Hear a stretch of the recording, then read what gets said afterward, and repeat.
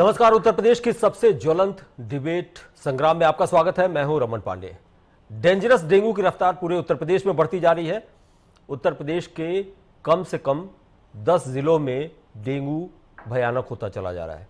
प्रयागराज, लखनऊ, गाजियाबाद और जौनपुर में इसके सबसे ज़्यादा मामले आ रहे हैं। और सबसे बड़ी बात है कि कई बार डेंगू का टेस्ट नेगेटिव होने के बाद भी डेंगू के सिम्टम्स दिख रहे हैं। इससे कैसे बचा जाए, इसको कैसे रोका जाए, और अगर डेंगू हो जाए तो क्या किया जाए जिससे कि मरीज की जान बच सके। इसलिए कि कई केसेस ऐसे आए हैं जहां मरीज को अपनी जान से हाथ धोना पड़ा है। पूरे उत्तर प्रदेश में इसके लिए क्या करना चाहिए, सरकार क्या कर रही है, इसके साथ साथ आम आदमी को किस तरह के प्रिकॉशंस लेने चाहिए। हमारे साथ तमाम मेहमानों का पैनल मौजूद है, उनसे आपका परिचय करा दें। हरीशचंद्र श्रीवास्तव जी, प्रवक्ता बीजेपी, आपका बहुत बहुत स्वागत है, आप हमारे साथ जुड़े हुए हैं। मीसम जैदी, नेता समाजवादी पार्टी के, वो भी हमारे साथ जुड़े हुए हैं। Doctor Rajneesh Shrivastava, director Indu medical and research centre, वो भी हमारे साथ जुड़े हैं, आपका भी बहुत बहुत स्वागत है। और डॉक्टर DK गुप्ता, डायरेक्टर हैं फेलिक्स हॉस्पिटल के, वो भी हमारे साथ जुड़े हैं, आपका भी बहुत बहुत स्वागत है। सबसे पहले शुरुआत करते हैं हरीशचंद्र जी से। हरीशचंद्र जी, डेंगू त्योहारों के बाद से बहुत बढ़ता चला जा रहा है और साफ तौर पे इसमें देखा जा रहा है कि कई जगह पे अस्पतालों में बेड्स की कमी हो रही है। तो गवर्नमेंट की तरफ से, सरकार की तरफ से, चूँकि मुख्यमंत्री जी ने भी निर्देश दिया था कि किसी को भी कोई भी कोताही न बरती जाए और अतिरिक्त वार्ड बनाए जाएं, जगह जगह हर अस्पताल में डेंगू के लिए एक अलग वार्ड बनाया जाए। तो इसके बारे में आपका रिएक्शन जानना चाहेंगे। देखिए, आदरणीय मुख्यमंत्री आदरणीय योगी आदित्यनाथ जी के नेतृत्व और मार्गदर्शन में जब से उन्होंने उत्तर प्रदेश की 2017 में कमान संभाली, संचारी रोगों में निरंतर गिरावट आई और लोगों की बेशकीमती जिंदगियां बचाई जा सकी। अक्टूबर माह को सभी जानते हैं कि संचारी रोग का महीना होता है। इसमें डेंगू, चिकनगुनिया और इस तरह की जो बीमारियां होती हैं, जो वेक्टर जनित बीमारियां हैं, ये इससे लोग प्रभावित होते हैं। और उसको लेकर के सरकार ने एक दस्तक अभियान चलाया, जो जिसमें ग्रामीण क्षेत्र हो या शहरी क्षेत्र हो या कस्बे हो, सब में ग्रामीण क्षेत्रों में आशा बहुएं और ANM ये घर घर जा कर के डेंगू और इन संचारी रोगों के बारे में लोगों को बताते हैं।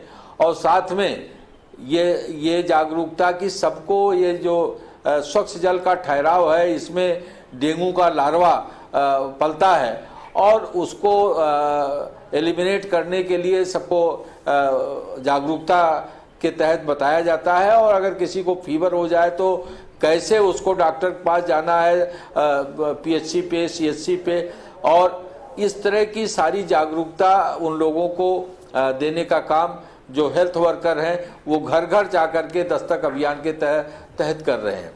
और अगर आप देखें तो जो शहरी क्षेत्रों का सर्वे है उसमें 98,175 हाउसेज का जो सर्वे हुआ, जिसमें लार्वा पॉजिटिव 3,954 हाउस पाए गए। और जो कंटेनर्स हैं वो 2,81,962 कंटेनर्स का सर्वे हुआ, जिसमें लार्वा 5,121 में पाया गया। और इन लोगों का इनको एलिमिनेट करने की कार्रवाई हुई, तमाम लोगों को नोटिसेज दी गई।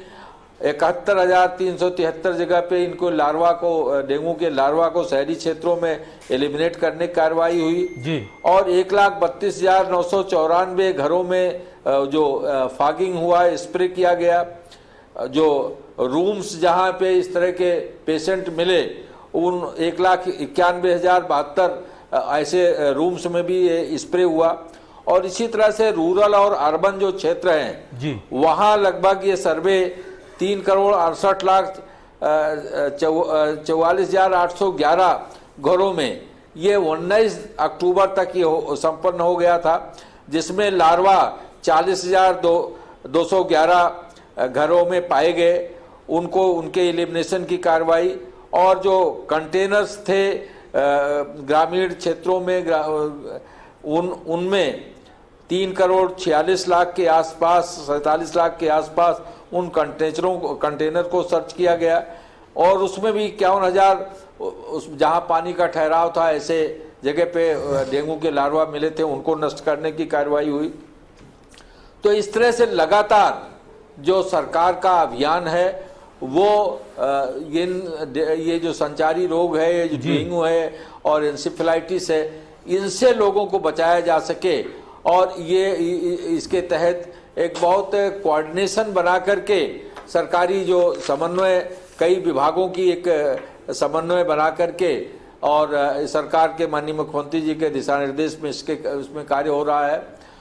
जो डिप्टी सीएम है आदरणीय पाठक जी ने सभी सीएमओज को कम से कम 5 CSC PSC पे फिजिकली जाकर के पर डे वहां जांच करने को कहा है। डॉक्टर, वहां का जो पैरामेडिकल स्टाफ है, वहां दवाइयों की क्या स्थिति है, वहां जो पेशेंट भर्ती, इन सबका रिपोर्ट हर प्रतिदिन 5 CSC PSC पे जाकर के जांच करने को कहा है। कुल मिलाकर सरकार एफर्ट कर रही है, के तहत इस पे सरकार काम कर रही है। सरकार काम कर रही है। अब जिसके कारण अगर आप देखें जी तो एंसेफेलाइटिस के जो पेशेंट हैं, अगर 2016 के सापेक्ष देखें तो 2016 में जहां ये 27 अक्टूबर तक का आंकड़ा है कि 2016 में 27 अक्टूबर तक 3,911 पेशेंट एंसेफेलाइटिस के थे, जबकि 2022 में 868 कुल पेशेंट है। जो सरकार कैजुअलिटी हुई थी 2016 में, सरकार प्रयास कर रही है, 641 हुई थी जी, सरकार प्रयास कर रही है। जबकि हरीश जी, सरकार प्रयास कर रही है जी, कुल 20 कैजुअलिटी हुई है, निरंतर काम कर रही है, उससे इसमें काफी कमी आई है। बिल्कुल। मीसम जैदी हमारे साथ सपा नेता है, किया सरकार ने। मीसम जैदी, आपसे जानना चाहेंगे कि सरकार बहुत एफर्ट कर रही है, फिर भी प्रयागराज, लखनऊ, जौनपुर, गाजियाबाद में केसेस है। प्रयागराज में 744 केसेस हैं। डेंगू केस में टॉप सिटीज है प्रयागराज, लखनऊ, गाजियाबाद और जौनपुर। कुल मिला जुला के कई जगहों से खबरें आ रही हैं कि अस्पतालों में बेड नहीं मिल रहे हैं, इस तरह की खबरें आ रही हैं। आपका रिएक्शन जानना चाहेंगे, इसलिए कि हरीश जी ने बताया कि सरकार बड़े पैमाने पर प्रयास कर रही है और बहुत कोशिशें कर रही है। देखिए सर, रही बात प्रयास करने की, तो सरकार उस वक्त भी प्रयास कर रही थी जब कोरोना से लोगों की जानें जा रही थी और बगैर ऑक्सीजन के किस तरह से आपके टेलीविजन दिखा रहे थे कि त्राहिमाम मचा हुआ था। प्रयास उस वक्त भी कर रहे थे, आंकड़े उस वक्त भी ये गिना रहे थे, आंकड़े आज भी गिना रहे हैं, इनका काम है आंकड़े गिनाने का। और जिस तरह से शुरुआती डिबेट में इन्होंने इस तरह से प्रशंसा का पुल बांध दिया, एक तरह से इन्होंने बाढ़ लगा दी कि सरकार हमारी माननीय मुख्यमंत्री जी कर रही है, मगर जो कैजुअलिटी और जो जाने जा रही हैं, जो हम अपनी आंखों से देख रहे हैं, हम उसको कैसे डिनाई करते हैं? तो कैजुअलिटी ज्यादा नहीं हो रही है, देखिए एक आध केसेस आए हैं। देखिए ऐसा है कि अभी आपके ही सामने भारतीय जनता पार्टी के प्रवक्ता ने 20 जाने बताया कि इसमें चली गई। एक जान भी हमारे लिए कीमती होना चाहिए, सरकार को इसके ऊपर काम करना चाहिए। 20 लोग मर गए, क्या वो जाने नहीं है? जिनके घर का चला गया, क्या उनके घर का दीपावली का माहौल है, एक त्यौहार का माहौल है, उसमें अगर किसी की जान चली जाती है, हम तो सिंगल एक भी जान की बात करते हैं, हमारे लिए तो 20 बहुत हो गई। हमारा मकसद ये है कि जो भी आज नाम बदल के महामारी, आज डेंगू का ही नाम है, कल जैपनीज इन्फ्लुएंजा है, परसों NH1 इन्फ्लुएंजा है, आपका कोरोना है, इस तरह से जो बीमारियां नाम बदल बदल के, शक्ल बदल बदल के जो महामारियां आती हैं, तो ऐसा नहीं है कि अगर डेंगू खत्म हो गया तो आने वाले समय पर अब कोई 10-20 साल 50 साल तक किसी तरह की कोई महामारी नहीं आएगी, कोई बीमारी नहीं फैलेगी। हमें हमेशा तैयार रहना चाहिए। हमारे पास कहने का मतलब क्या है कि सरकार नहीं कर रही है? नहीं, देखिए हम कहेंगे तो फिर राजनीति शुरू हो जाएगी, फिर वो कहेंगे कि आपने क्या किया। बात यह है कि हमको धरातल पर वो चीज दिखना चाहिए। हमारी जो है वो 0 टॉलरेंस कैजुअलिटी होना चाहिए, हमारे लोगों की जानों को बचाना चाहिए और तकरीबन कम से कम गरीब लोगों को बेड अवेलेबल होना चाहिए, जो कि स्वास्थ्य मंत्री जी दौड़ रहे हैं, आंकड़े दिखा रहे हैं। WHO की रिपोर्ट आएगी, आपको अवार्ड मिल जाएगा, ICMR की रिपोर्ट अवार्ड मिल जाएगा। हमें अवार्ड लेकर के जनता को भ्रमित नहीं करना है, हमारा मेन मकसद है। अभी हालिया में मैंने एक रिपोर्ट पढ़ी कि मेडिकल कॉलेज के अंदर एक वायरस पाया जा रहा है। 40 से 50 रोज ऑपरेशन OT के अंदर हो रहा है। डॉक्टर साहब बैठे हैं और मुझसे ज्यादा ज्ञान रखते हैं, डॉक्टर साहब को ये बात मालूम होगी, क्योंकि बेड हमारे पास अवेलेबल नहीं है। इस तरह से वहां पर जो ट्रैफिक का माहौल हो जाता है, उसके लिए सरकार को कम से कम इसके ऊपर ध्यान देना चाहिए, क्योंकि सरकार की रिस्पॉन्सिबिलिटी में मेडिकल है ही नहीं, एजुकेशन है ही नहीं। हरीश जी से रिएक्शन लेते हैं। हरीश जी, इनका भी ये कहना है और खबरें भी आ रही हैं कई जगहों से, प्रयागराज से भी खबर आई थी कि अस्पतालों में बेड की उपलब्धता नहीं है। देखिए, माननीय मुख्यमंत्री जी ने आदेश दिया है और स्वास्थ्य विभाग में लगातार जो हमारे डिप्टी सीएम हैं आदरणीय पाठक जी, वो लगातार इसकी मॉनिटरिंग कर रहे हैं। सभी सीएचसी पीएचसी पर 10 से 15 बेड डेंगू के लिए आरक्षित किया गया है। इसी तरह जिला अस्पताल या सुपर स्पेशलिटी जितने हॉस्पिटल हैं सब में डेंगू के लिए अलग वार्ड और बेड की व्यवस्था की गई है। संभव है कहीं भी इस तरह की कोई दिक्कत आई हो, लेकिन इन जनरल कहीं इस तरह की कोई दिक्कत नहीं है और सरकार अपने के एफर्ट से इस पे प्रभावी नियंत्रण भी है। चलिए, हमारे साथ डॉक्टर डीके गुप्ता भी जुड़े हुए हैं, डायरेक्टर फेलिक्स अस्पताल के। डीके गुप्ता जी, आपसे जानना चाहेंगे कि इस समय अक्टूबर का महीना बहुत क्रिटिकल होता है इस तरह के संचारी रोगों के लिहाज से, तो किस तरह की सावधानियां बरती जानी चाहिए और सरकार जो एफर्ट कर रही है, चूंकि आप खुद भी एक हॉस्पिटल चलाते हैं, तो सरकारी एफर्ट्स और प्राइवेट एफर्ट्स ये दोनों मिलके कितना हद तक इस पर काबू पा सकते हैं? बिल्कुल, तो इस समय हम सबको एकजुट होकर काम करने की जरूरत है, चाहे वो सरकारी अस्पताल हो, प्राइवेट हो या डॉक्टर्स हो या इवन बाकी जो लोग हैं, चाहे राजनीतिक लोग हैं। कहीं ना कहीं जिस बारिश थोड़ी अत्याधिक हुई है पहले की अपेक्षा, थोड़ा लेट बारिश भी चली है, तो उसकी वजह से जो वेक्टर बॉर्न डिजीज है, खास करके डेंगू जो है वो पैर पसार रहा है और केसेस बढ़ रहे हैं, तो वायरल फीवर केसेस बढ़ रहे हैं। तो कहीं ना कहीं उसको कंट्रोल करने की जरूरत है। वो जब भी हो पाएगा जब हम लोग प्रिवेंशन पे भी फोकस करेंगे और जिन लोगों को एक्चुअली जरूरत है उनके लिए हम इलाज मुहैया कराएंगे। तो प्रिवेंशन की बात करें तो एक ही तरीका कि जो भी हमारे आसपास का इलाका है जहां हम रहते हैं, वो उसमें सुरक्षता और सफाई पे हमें ध्यान देना चाहिए। जो नालियां हैं उनकी सफाई होनी चाहिए, वहां पे मच्छरों को पनपना नहीं चाहिए, पानी इकट्ठा नहीं होना चाहिए। जो आसपास आपके घर के आसपास गमले हैं या टायर हैं या ऐसी चीजें जहाँ पे पानी इकट्ठा हो सकता है, कूलर है, पानी की टंकी है, इनको हमें साफ करना चाहिए, इनका पानी बदलना चाहिए। या आसपास नालियां हैं जहाँ पानी इकट्ठा हो सकता है, वहां पे बहुत सारे लार्विसाइड एजेंट मछलियां होती हैं, उनको डालना चाहिए, लार्विसाइड दवाइयां डालनी चाहिए। जो खास करके जो बड़ी बड़ी सोसाइटीज हैं या ऐसे RWAs हैं या कॉलोनी है, मोहल्ला है, वहां पे हमें पेस्टिसाइड्स का छिड़काव करना चाहिए या जो धुएं वाले आजकल पेस्टिसाइड्स आते हैं उनको करवाना चाहिए। तो कहीं ना कहीं हमें जो सोर्स है उसको कंट्रोल करने की जरूरत है। उसके बाद जो अपना जहाँ पे आप लोग रहते हैं, घर है, स्कूल है, ऑफिस है, वहां पे जो खिड़कियां हैं उनको बंद रखना चाहिए। अगर खोल के रखना है तो हमें जाली लगानी पड़ेगी, दरवाजों में जाली लगानी पड़ेगी। घर के अंदर आप अपना पर्सनल प्रोटेक्शन या बाहर जाते समय अपना पर्सनल प्रोटेक्शन कैसे कर सकते हैं कि हम लोग जाएं बाहर तो फुल स्लीव वाले कपड़े पहने, पूरी पैंट वाले कपड़े पहने, हाफ पैंट या हाफ स्लीव वाले कपड़े ना पहने, इसके अलावा जूते मोजे पहन के जाएं। बाहर जाते हैं तो हमें मॉस्किटो रिपेलेंट का यूज करना है, खास करके बच्चे हैं छोटे हैं उनको मॉस्किटो रिपेलेंट ला के भेजें। आजकल बहुत सारे जो है नेचुरल है, इवन एलोपैथिक है, आयुर्वेदिक है, बहुत सारे जो रिपेलेंट है वो मार्केट में अवेलेबल है, उनका यूज कर सकते हैं। घर के अंदर भी मॉस्किटो रिपेलेंट या पेस्टिसाइड कंट्रोल कर सकते हैं। तो इस तरह के बहुत सारे तरीके हैं जिनसे हम बच सकते हैं। दूसरा, हमें जानकारी होनी कि वायरल जो फीवर इस समय डेंगू तो नहीं है, कहीं ऐसा तो नहीं हम इसको मिस कर रहे हैं और लेट डायग्नोसिस करेंगे तब तक देर हो जाए। तो हमें ये पता होना चाहिए, अवेयरनेस होनी चाहिए आपके माध्यम से, जैसे आप लोग चैनल के माध्यम से या जागरूकता फैला रहे हैं कि भाई क्या सिम्टम्स है बीमारी के, क्या लक्षण है। तो अगर किसी व्यक्ति को बहुत तेज बुखार आ रहा है, हाई ग्रेड बुखार आ रहा है, 104 105 आ रहा है, आंखों के आसपास दर्द हो रहा है, सर में दर्द हो रहा है, बॉडी एक हो रहा है, मसल पेन हो रहा है, उसको जोड़ में दर्द हो रहा है, इसको हम लोग हड्डी तोड़ बुखार भी बोलते हैं, इसीलिए बिकॉज का जो बॉडी एक और हड्डी में दर्द बहुत तेज होता है। और तीसरे चौथे दिन रैशेस बॉडी में आ जाते हैं और बाद में जब बुखार कम होने लगता है 6-7वें दिन, तो उसके बाद प्लेटलेट डाउन होने लगती हैं। तो 90% लोगों में कोई कॉम्प्लिकेशन नहीं होता है, डेंगू भी एक नॉर्मल वायरल फीवर की तरह है, वो निकल जाता है। 8-10% लोगों में थोड़ी सी प्रॉब्लम होती है कि उनके अंदर लीकेज शुरू हो सकता है, प्लाज्मा लीकेज जिसको बोलते हैं, बिकॉज ऑफ प्लेटलेट की कमी हो जाती है उसकी वजह से। तो बॉडी में चकत्ते पड़ सकते हैं या फ्लूइड इकट्ठा हो सकता है या ब्रीदिंग प्रॉब्लम हो सकती है, पेट में दर्द हो सकता है। तो ऐसे लोगों को हमें अवेयर होने की जरूरत है। अगर हम सबको जिसको भी इस समय बुखार आ रहा है, अनलेस एंड अनलेस फूड, इसको हमें जांच जरूर करा लेनी चाहिए, चाहे वो सरकारी अस्पताल हो, आसपास PSC हो या CHC हो या डिस्ट्रिक्ट हॉस्पिटल या प्राइवेट हॉस्पिटल, वहां आप दिखा के अपनी जांच जरूर करा लें। तो इस समय हमारा जो देश है वो एंडेमिक देश है, जहाँ पे मच्छर खूब पनपते हैं और मच्छर पे कंट्रोल भी उतना किसी भी प्रदेश में नहीं है। तो इसलिए हमें सबको, अगर इस तरह किसी को सिम्टम है तो जरूर डॉक्टर को दिखाएं, अपनी जांच कराएं। अगर 5-6 दिन बुखार हो गए, उसको इस तरह कोई सिम्टम्स आ रहे हैं, तो तुरंत ही अपने CBC, जिसमें हम कंप्लीट ब्लड काउंट करते हैं, इसके अंदर प्लेटलेट की मात्रा पता लग जाती है, उससे पता लग जाएगा कि आपके प्लेटलेट डाउन तो नहीं हो रहे, उसको मॉनिटर कर सकते हैं। एक चीज इसमें और मॉनिटर करनी होती है डॉक्टर की पॉइंट ऑफ व्यू से, कि जो लीकेज की वजह से आपके बॉडी में हीमो कंसंट्रेशन तो नहीं हो रहा, मतलब ब्लड गाढ़ा तो नहीं हो रहा है, उसकी वजह से भी कॉम्प्लिकेशन होने की संभावना होती है। तो इसलिए हमें बेसलाइन टेस्ट करके पता लग जाएगा, उसको डॉक्टर फॉलो कर सकते हैं। जब भी आपको इस तरह के सिम्टम्स आते हैं तो बेड रेस्ट लेना है, घर पे आराम से रहें, हर समय इसका ट्रीटमेंट भी सिम्टोमेटिक सपोर्टिव है। आप हर पानी खूब सारा पिए, लिक्विड खूब सारा लें, फ्लूइड खूब सारा लें, ग्रीन लीफी वेजिटेबल्स खाएं और साथ में डॉक्टर की सलाह के अनुसार दवाइयां लें। जो एंटीबायोटिक ड्रग्स हैं, खास करके पैरासीटामोल का उपयोग बहुत इंपॉर्टेंट है।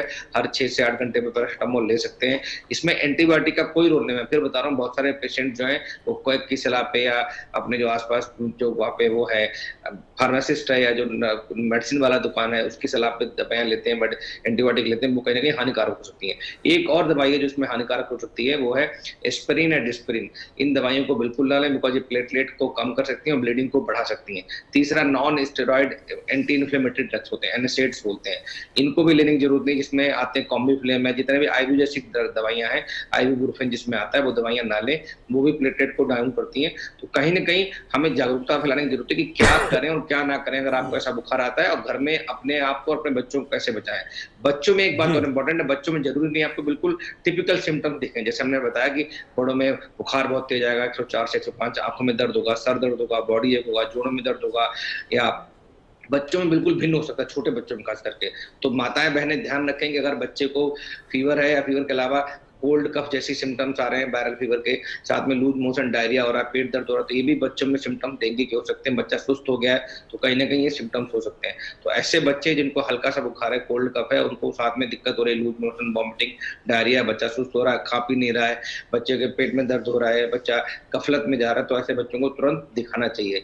1% है उससे कम लोगों में डेंगू शॉक सिंड्रोम हो सकता है, जो है डेंगू हेमरेजिक फीवर के बाद एक प्रक्रिया है। 3 तरह का फीवर होता है। डेंगू फीवर होता है जो वायरल फीवर की तरह होता है, 90% लोग ऐसे ठीक हो जाते हैं। दूसरा जो होता है डेंगू हेमरेजिक फीवर होता है, वो 7-8% लोगों में होता है, जिसमें कभी कभी प्लेटलेट के कमी होने से चकत्ते हो सकते हैं, हल्की कैपिलरी ब्लीडिंग हो सकती है और मरीज थोड़ा 1-2 दिन एक्स्ट्रा रह के रिकवरी हो सकती है, घर पे रह के भी हो सकती है और अस्पताल में भर्ती होने की जरूरत पड़ सकती है ऐसे केसेस में।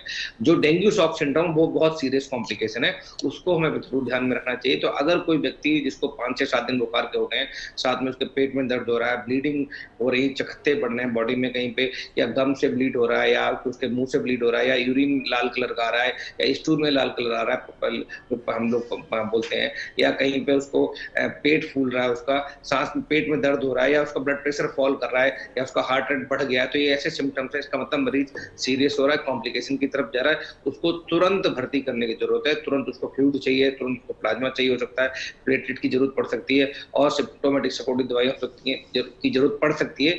तो ऐसे लोगों की हमें पहचान जरूर करनी है, खास करके ऐसे लोगों को बेड की जरूरत है।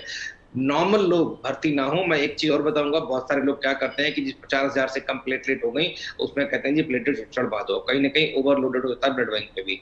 तो प्लेटलेट की जो जरूरत होती है वो गाइडलाइंस बनी हुई, छोटे बच्चे हैं उनमें ब्लीडिंग हो रही है और 50,000 से कम है तो उनको जरूरत है, अदरवाइज बच्चों को भी 50,000 से कम पे भी प्लेटलेट की जरूरत नहीं है। एडल्ट्स में 20,000 से कम अगर ब्लीडिंग हो रही तब जरूरत है, अदरवाइज जरूरत नहीं है। 10,000 से कम प्लेटलेट्स होती तब हम लोग प्लेटलेट का ट्रांसफ्यूजन करते हैं, अदरवाइज नहीं करते। और प्लेटलेट स्टोर भी नहीं किए जाते, बिकॉज प्लेटलेट की जो लाइफ साइकिल है वो 3 दिन के आसपास होता है, उसके बाद खराब हो जाती है। तो इसलिए अगर जिसको जरूरत है उसी को प्लेटलेट दें, अननेसेसरी नहीं देनी चाहिए। और बिकॉज अननेसेसरी ट्रांसफ्यूजन से भी बहुत सारे इन्फेक्शन जाने की संभावना बढ़ जाती है, चाहे वो HIV हो, हेपेटाइटिस हो, मलेरिया हो, ऐसे बहुत सारे इन्फेक्शन है जो ब्लड ट्रांसफ्यूजन या ब्लड प्रोडक्ट के ट्रांसफ्यूजन से दूसरे व्यक्ति में फैल सकते हैं।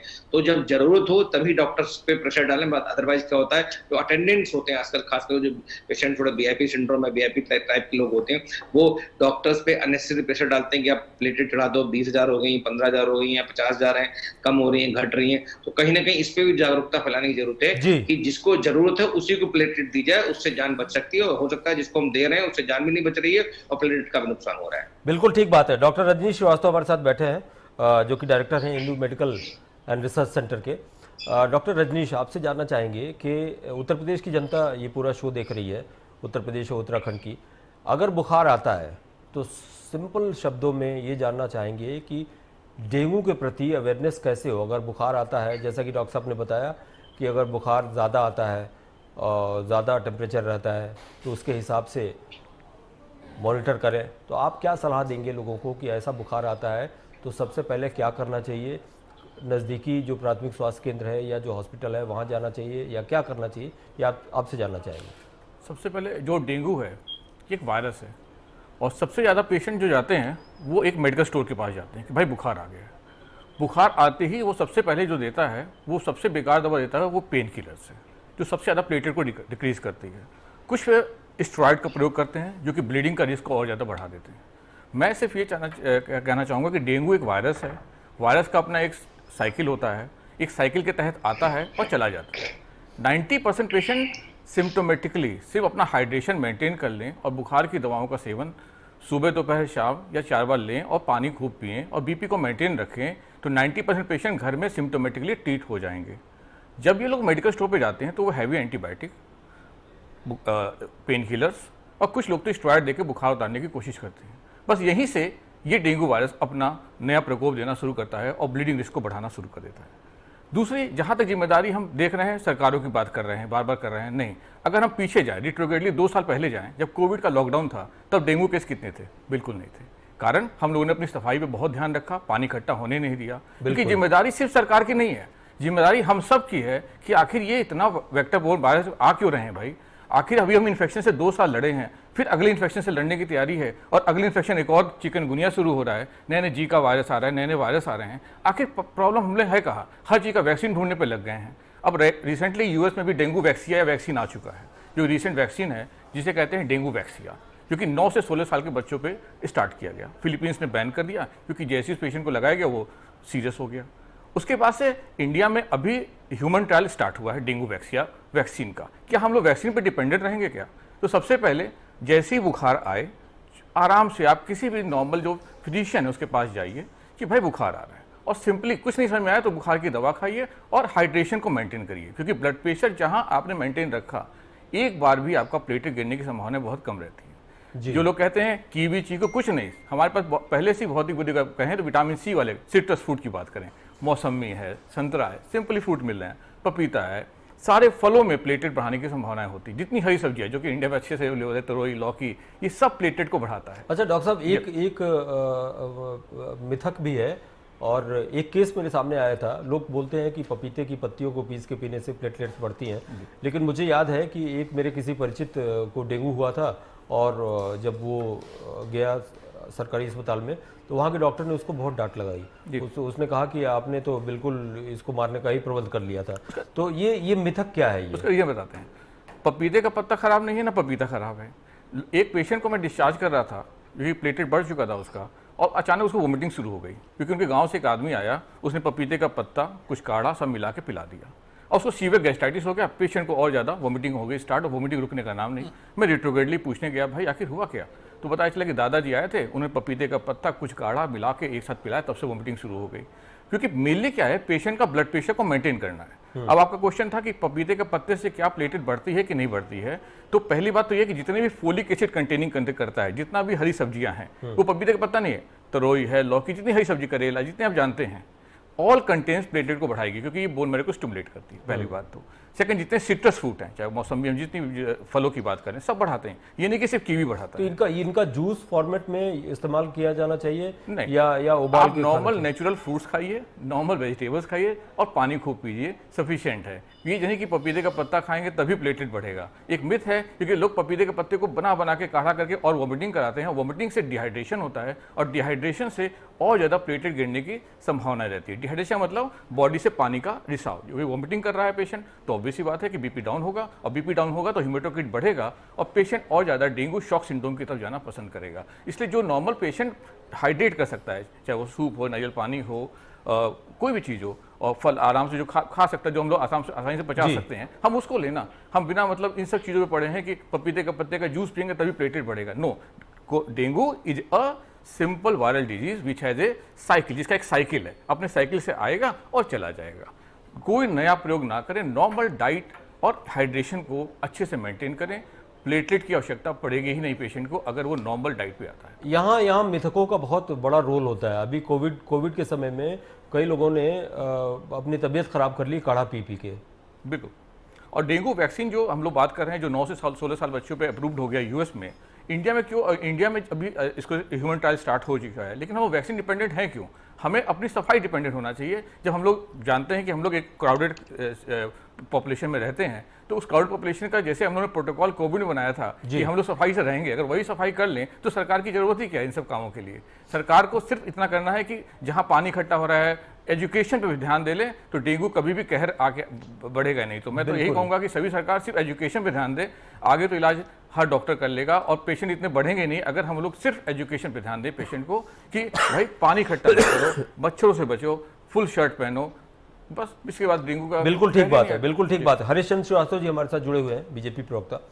हरीश जी, एक बहुत इंपॉर्टेंट बात यह है कि सरकारों से ही क्यों अपेक्षा की जाए, इसलिए कि ये एक ऐसा पॉइंट है जो डॉक्टर साहब ने बताया है कि जिस समय कोविड की महामारी से सब लोग ग्रसित थे, सब लोग साफ सफाई का इतना ख्याल रखते थे, उस समय डेंगू के केसेस नहीं दिख रहे थे ज़्यादा। तो ये बिल्कुल बात सही है।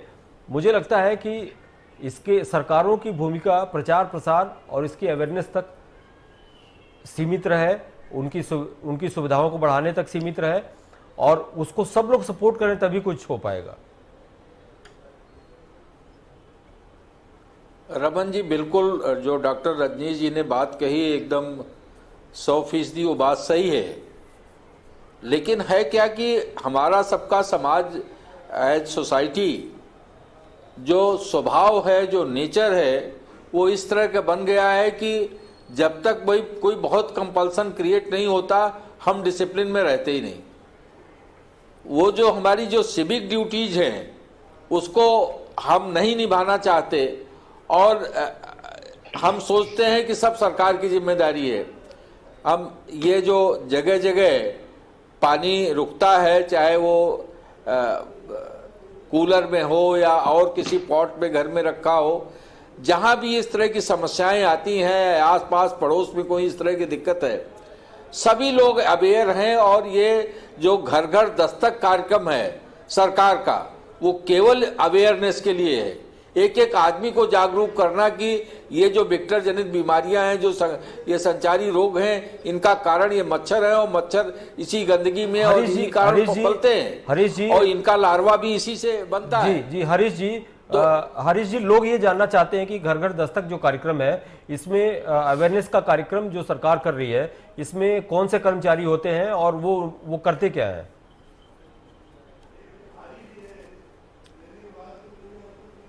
रमन जी, जो ग्रामीण क्षेत्रों में जो आशा बहुएं हैं, जो एएनएम हैं, वो घर घर जाती हैं और वो लोगों को दस्तक इसीलिए नाम दिया गया है कि जाकर के लोगों के घर पे दस्तक देना, उनको बताना कि साहब ये जो मौसम है इसमें अगर पानी कहीं इकट्ठा होगा, गंदगी रहेगी तो मच्छर पैदा होंगे, उन मच्छर से ये बीमारियां पैदा होती हैं और ये बुखार आता है। इस तरह के कपड़े, फुल कपड़े पहनने चाहिए। इससे संबंधित जितनी भी सावधानियां हैं वो लोगों को बताने का काम करती हैं। और जहां पानी इकट्ठा है उसमें मिट्टी का तेल या इस तरह का जो जिससे डालने से इसके लार्वा एंटीडोट होते हैं, वो भी उनको जानकारी दी जाती है। और इसके बाद जहां प्रभावित क्षेत्र है वो सर्वे में जहां उनको लगा कि ये प्रभावित क्षेत्र है वहां फॉगिंग करना, वहां स्प्रे करना, ये भी कार्य करती हैं। इसके साथ ही अगर किसी को बुखार हुआ, ये भी बताते हैं कि वो इधर उधर न जाकर के जो सरकारी अस्पताल है, जो डॉक्टर है, उनके पास जाए। तो ये सारी जानकारियां, वो चाहे ग्रामीण क्षेत्र हो चाहे शहरी क्षेत्र हो, सभी में जो सरकारी कर्मचारी हैं जो इससे जुड़े हुए हैं, इसमें कई विभागों का समन्वय एक साथ है। शहरी क्षेत्रों में जो नगर विकास विभाग है उसका भी रोल इसके साथ है, स्वास्थ्य विभाग है और संचारी रोग विभाग है। तो ये कई विभागों के कोऑर्डिनेशन से पूरे प्रदेश में अभियान चलाया जाता है। जी, मीसम जैदी हमारे साथ जुड़े हुए हैं। मीसम जैदी, सबसे इम्पोर्टेंट ये है कि सरकारों पे इल्ज़ाम न लगा के उनके एफर्ट्स को अगर अप्रिशिएट करे आदमी और अपनी जिम्मेदारियों का एहसास करे, तो मुझे लगता है कि इनमें से बहुत हद तक इन चीज़ों पर रोकथाम लगाई जा सकती है। देखिए, यहाँ पर काफ़ी सीनियर पैनलिस्ट हमारे डॉक्टर साहब बैठे थे, उन्होंने बात की, बहुत अच्छी बात कही कि हर इंसान को जागरूक होना चाहिए और सिविलाइज होना चाहिए, मगर इस तरह से सरकार अपनी जिम्मेदारियों से बच कर के निकल जाए तो फिर बचा गया। मेरी बात ये नहीं है, मैंने कहा कि जो रही बात जानकारी की और जागरूकता की, तो हम लोग बचपन से सुनते चले आ रहे हैं कि पानी ना इकट्ठा होने दें, जहाँ पर कूलर है इस तरह के बरसात के पानी को ना इकट्ठा होने दें। और रही बात ये कि अभी जैसे कहा बीजेपी के प्रवक्ता ने कि लोग ये चाहते हैं सरकार से उम्मीद रखना, हमने आपको चुना है। गवर्नमेंट में एक यही फ़ायदा होता है और आम आदमी में, हम बेड का इंतज़ाम नहीं कर सकते, हम हॉस्पिटल नहीं बना सकते हैं, हम डॉक्टर अपॉइंटमेंट नहीं कर सकते हैं, हम सरकारी मशीनरियाँ लगा करके और लोगों को इलाज नहीं कर सकते हैं। ये काम सरकार का है। कहने का मतलब ये कि जो दवाएं हैं जो ब्लैक हो रही हैं उनको बचाने का काम, ताकि मरीजों को पहुंच सके, इस तरह की बात की जा रही है। बात एक डेंगू ही की नहीं है, इससे पहले कोरोना आकर के गया है। अभी आपने देखा हाल ही में एक जीका वायरस आया था, अभी और बीमारियां आएंगी। रही बात बुखार की, नॉर्मल बुखार तो गांव के अंदर लोग मानते ही नहीं है, ऐसे ही काढ़ा पी करके ठीक हो जाते हैं। बट अगर कोई चीज़ पैनिक हो जाती है और वो सीवियर हो जाती है, मैं पूछना चाहता हूं सरकार उसके लिए क्या करना चाहती है। तो इसका मतलब फिर ये हो गया कि एक कानून लेकर के आया जाए कि अगर किसी आदमी को डेंगू हो जाए तो उसको इलाज देने से पहले आप उसको जेल भेज दो कि तो उसने वो अप्लाई नहीं किया जो सरकार द्वारा बनाया गया। दस्तक का अभियान आप चला रहे हैं, दस्तक का अभियान बिल्कुल अच्छा है, चलिए आप चलाइए, लोगों को आप जागरूक करिए। बट कोई आदमी अगर जागरूक होने के बाद अगर सीवियर हो गया तो उस कंडीशन में आपके पास क्या संसाधन है सरकार के पास कि जो उनका इलाज कर सके, उनको एडमिशन दे सके। अगर बेड नहीं मिल रहा है तो इसमें जागरूकता की कहां से कमी आ रही है। कोई अभी डॉक्टर साहब ने बताया कि 80% लोग नॉर्मल ठीक हो जाते हैं, नॉर्मल फ्लू की तरह ठीक हो जाते हैं, अच्छी बात है। 10% बताया और क्रिटिकल होते हैं, 10% बताया उससे भी ज्यादा क्रिटिकल होते हैं। तो जब वो क्रिटिकल हो जाते हैं तो वहां तो फिर कोई काम नहीं चलेगा, कोई ना अवेयरनेस आपकी काम आएगी, ना आपकी किसी तरह का कोई मेथड, कोई आप इस तरह का कोई रॉकेट साइंस काम आएगी। तब आप भागते हैं डॉक्टर के पास, और तब जब आपको डॉक्टर कहता है कि मेरे पास बेड नहीं है, मेरे पास दवाइयां नहीं है, और उसको दवाइयां लेने के लिए ब्लैक के पास जाना पड़ता है, ब्लैक मार्केटिंग के पास जाना, उस रोकथाम के लिए, उसके लिए सरकार पर सवाल उठाया जाता है। और यहां पर इनकी ये रिस्पॉन्सिबिलिटी थी ही नहीं, इन्होंने बड़े प्यार से कह दिया कि साहब क्या किया जाए, सरकार पर इल्जाम लग जाता है। इल्जाम सरकार पर इसलिए लगता है कि हमने आपको चुना है, आपके विजन में अभी तक कोई एक ऐसा काम जो आपने मेडिकल से रिलेटेड किया हो जिसमें लगा हो कि हाँ ये भारतीय जनता पार्टी की अपनी व्यक्तिगत सोच है। भारतीय जनता पार्टी में आपने देखा इससे पहले तमाम बीमारियां आई। आपको क्या लगता है कि डेंगू के बाद अब आने वाले समय में किसी तरह का कोई संचार रोग नहीं होगा? क्या आने वाले समय में अब किसी भी तरह का कोई फीवर, कोई किसी भी तरह की कोई महामारी नहीं है? हमें हमेशा अलर्ट रहना चाहिए। एक सवाल अवेयरनेस से जुड़ा हुआ लेते हैं डॉक्टर डीके गुप्ता से। डॉक्टर डीके गुप्ता, आप मैं रमन जी जरा मीसम जयती को जवाब दे दूं। जी जी बोलिए। रमन जी बोलिए। हरीश जरा मीसम जयती जी को मैं जवाब दे दूं। बोलिए। कि जो एक तो पहली बात उनकी जानकारी के लिए कि डेंगू और चिकुनगुनिया इन सब के लिए जो पैरासीटामॉल जिसकी जरूरत पड़ती है वो कहीं ब्लैक नहीं हो रही है और कहीं किसी तरह की कोई दवा ब्लैक नहीं हो रही है। दूसरी बात, जो पेशेंट इसके हैं कि जो जागरूकता बरतने के बावजूद भी बुखार से ग्रस्त हो गए या डेंगू से ग्रस्त हो गए, उनके लिए पीएचसी स्तर पर, सीएचसी स्तर पर, डिस्ट्रिक्ट हॉस्पिटल लेवल स्तर पर, सुपर स्पेशलिटी हॉस्पिटल लेवल पे सारी सुविधाएं और सारी आवश्यक जो भी जरूरी चिकित्सा सुविधा है उनके लिए वो मौजूद है। अगर उनका कोई ऐसा पेशेंट हो तो उसको वो भेज सकते हैं। जी चलिए, हमारे साथ मुझे लगता है न जानकारी होने पे केवल सरकार को आरोप लगाना ये कोई उचित बात नहीं। अवेयरनेस बहुत जरूरी है, अवेयरनेस बहुत जरूरी है। जला भी छाछ को फूंक करके पीता है। देखिए अवेयरनेस बहुत जरूरी है कि हमने देखा है सर कि रेमडेसिविर ऑक्सीजन का क्या हाल हुआ था कोरोना में। वो पुरानी बात हो गई। अभी अवेयरनेस बहुत जरूरी है। हमारे साथ डॉक्टर रजनीश श्रीवास्तव जुड़े हुए हैं। रजनीश जी, एक बात आम जनता के तरफ से मैं पूछना चाहूंगा आपसे, जैसे ये बहुत सारी चीजें कही जाती है कि डेंगू का मच्छर घुटने के नीचे ही काटता है, वो जो एडीज मच्छर होता है वो उस पर चीते की तरह से धारियां होती हैं। तो जनता को अवेयर करें आप कि किस तरह का वो मच्छर होता है और क्या ये मिथक सही है कि वो घुटने से नीचे ही काटता है, वो ज़्यादा ऊंचाई तक उड़ नहीं सकता। तो इन चीज़ों को ज़रा क्लियर कीजिए आप। देखिए, जो डेंगू वायरस होता है, एक मच्छर होता है, इसको कहते हैं एडीज इजिप्टाई, और दूसरा एक और मच्छर होता है जिसको कहते हैं एडीज एलोडेसिया। दो मच्छरों के कारणों से ही होता है। एडीज इजिप्टियाई इंडिया में सबसे कॉमन होता है, जिसमें टाइग्रेस आप देखेंगे तो धब्बे पड़े रहेंगे जो चीते की तरह का होता है।